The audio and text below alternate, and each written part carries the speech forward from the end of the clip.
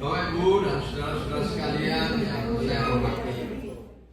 Syederalun, sebanyak 124 petugas pendamping Program Keluarga Harapan atau PKH dilantik menjadi pegawai pemerintah perjanjian kerja atau PPPK di Oprom Bupati Pidi pada Jumat 3 Oktober 2025.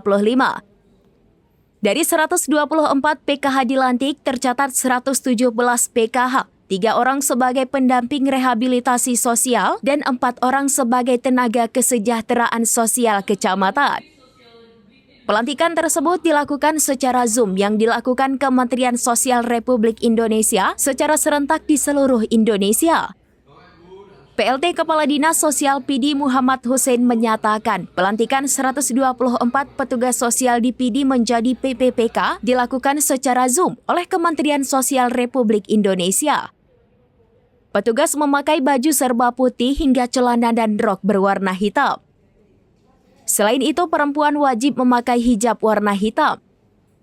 Gaji PPPK petugas sosial sekitar 4 juta rupiah lebih per bulannya. Selain itu, PPPK petugas sosial akan mendapatkan gaji 13 hingga 14, seperti aparatur sipil negara atau ASN. Gaji PPPK petugas sosial bersumber dari pemerintah pusat yang dibayar setiap bulan. Sementara status PPPK sama dengan ASN, kecuali PPPK tidak memperoleh gaji pensiun dari pemerintah. Petugas sosial yang resmi diangkat menjadi PPPK, maka Dinas Sosial Pidi akan menyetop dana sharing yang selama ini dialokasikan untuk operasional PPPK. Sebab PPPK telah menerima gaji per bulannya dari pemerintah pusat.